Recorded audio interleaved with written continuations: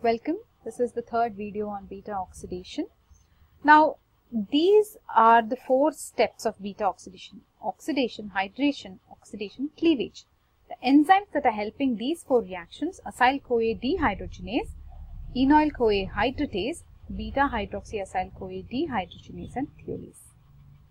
Now, looking at these enzymes, can you tell the substrates?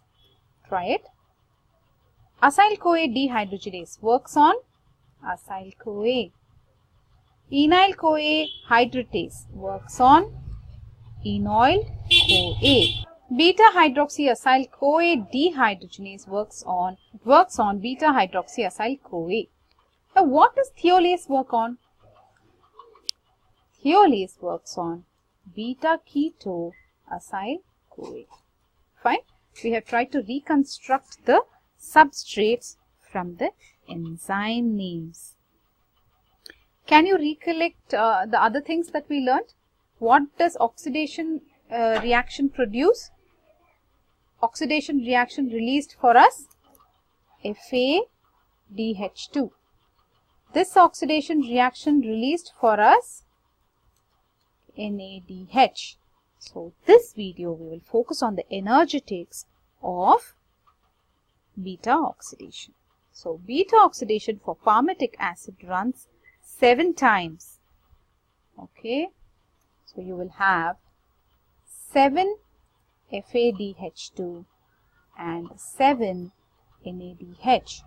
You also have at the end of everything 8 acetyl-CoA. Acetyl-CoA directly enters Krebs cycle. Correct? If one Krebs cycle gives you 10 ATP, 8 acetyl-CoA will give you 80 ATP.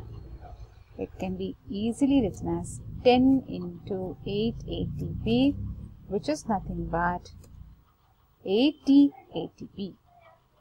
1 NADH gives you 2.5 ATP. So, 7 into 2.5 will give you 17.5 ATP. What about FADH2? 1 FADH2 gives you 1.5 ATP. So, if you have 7 FADH2, you will get 7 into 1.5, that is 10.5 ATP. So, if you add these 3, 10.5, 7.5 and 80, total will be 108 ATP. However, you invested 2 ATP to activate the fatty acid into acyl-CoA.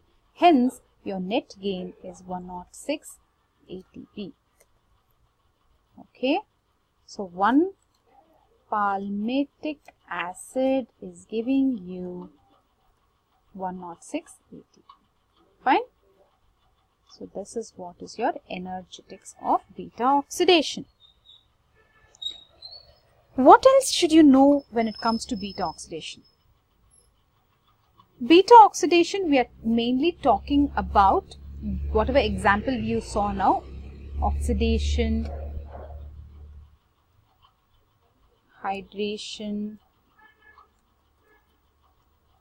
oxidation, cleavage. These reactions are for the saturated fatty acids, could be even or could be uneven. However, when it comes to unsaturated fatty acids, there are a few additional steps. Okay, whatever you see these 4, no, we will call it as beta oxidation proper. Okay, we are calling it beta oxidation proper, and these are for saturated fatty acids. But in addition to this, you can have some more steps which will oxidize unsaturated fatty acids. Okay, these 4 steps are for saturated fatty acids, could be even chain or odd chain. Fine.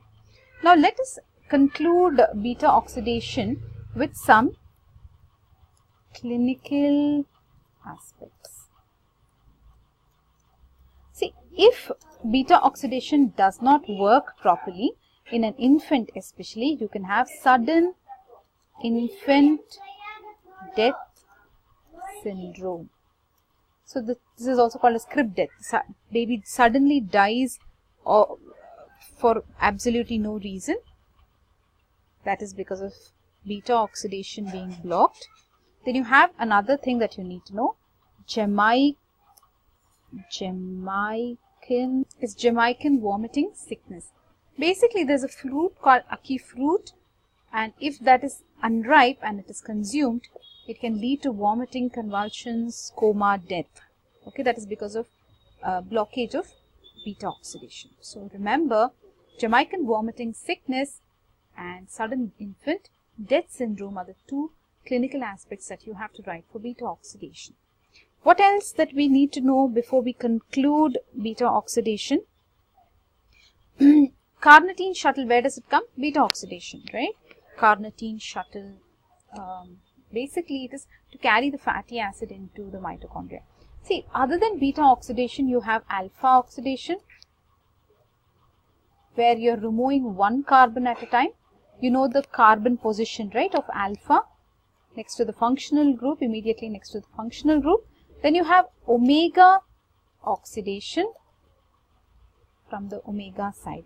But these are all minor minor types of oxidation. They don't happen as much as beta oxidation. So beta oxidation is important and you need to know it. Fine. If you're not sure what alpha and omega are, please go back to the first video and watch it. So we're concluding beta oxidation. If there are more videos, we will upload them. Bye. Hope this video was helpful and hope you will score good marks if beta oxidation is asked in your exam.